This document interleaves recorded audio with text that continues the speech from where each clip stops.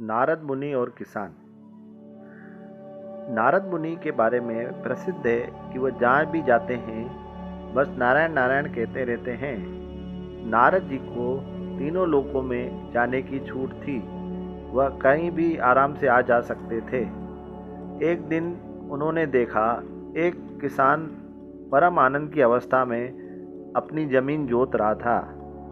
नारद जी को यह जानने की उत्सुकता हुई कि उसके आनंद का राज क्या है। वह उस किसान से मिलने पहुंचे। वह जमीन जोतने में मस्त था। उसने नारद जी पर ध्यान ही नहीं दिया। दोपहर का समय, काम से थोड़ा उसने आराम करा और खाना खाने एक पेड़ के नीचे बैठ गया। उसने बर्तन खोला, थोड़ा सा भोजन था। उसने सिर्फ नारायण नारायण कहा और खाने लगा। किसान अपना खाना उनके साथ बांटना चाहता था, मगर भोजन कम होने के कारण नारद जी नहीं खा सकते थे। नारद जी ने पूछा, तुम्हारे इस खुशी की वजह क्या है? किसान बोला, हर दिन नारायण अपने असली रूप में मेरे सामने आ जाते हैं, मेरे खुशी का यही कारण है। नारद जी ने उनसे पूछा, तुम कौन सी साधना करते हो?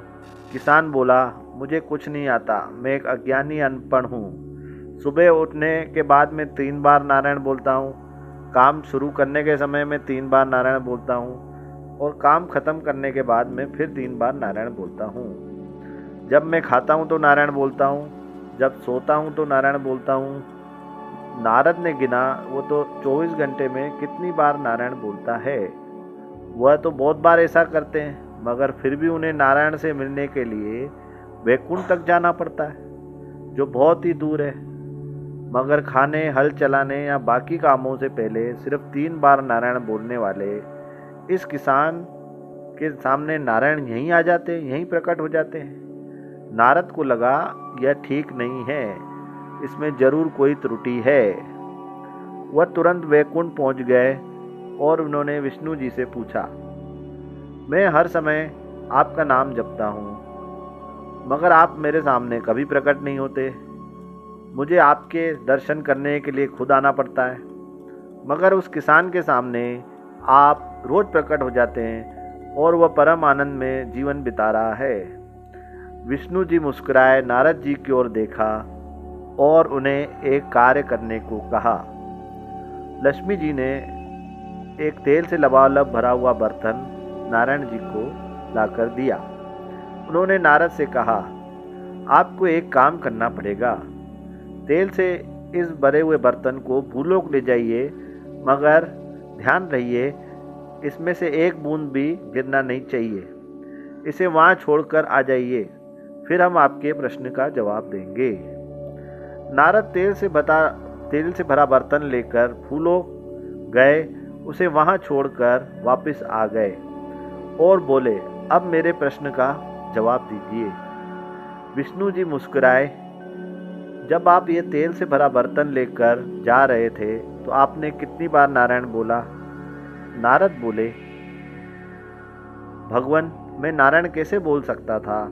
आपने ही तो कहा था कि एक बूंद तेल नहीं गिरना चाहिए, इसलिए मेरा ध्यान इस कार्य की ओर था।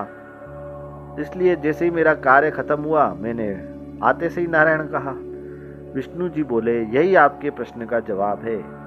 उस किसान का जीवन तेल से भरा बर्तन धोने जैसा है, जो किसी भी पल गिर सकता है। उसे अपनी जीविका कमानी पड़ती है, बहुत सारा श्रम करना पड़ता है, मगर इसके बावजूद वह नारायण नारायण बोलता है। जब आप इस बर्तन को लेकर जा रहे थे तो आपने एक बार भी नारायण नहीं कहा। यानी यह आसान तब होता जब आपके पास करने के लिए कुछ कार्य नहीं होता।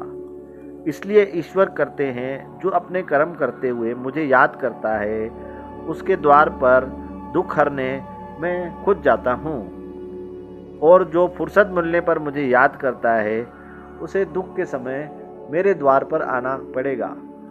वही मेरा सच्चा भक्त है। जय श्री नारायण।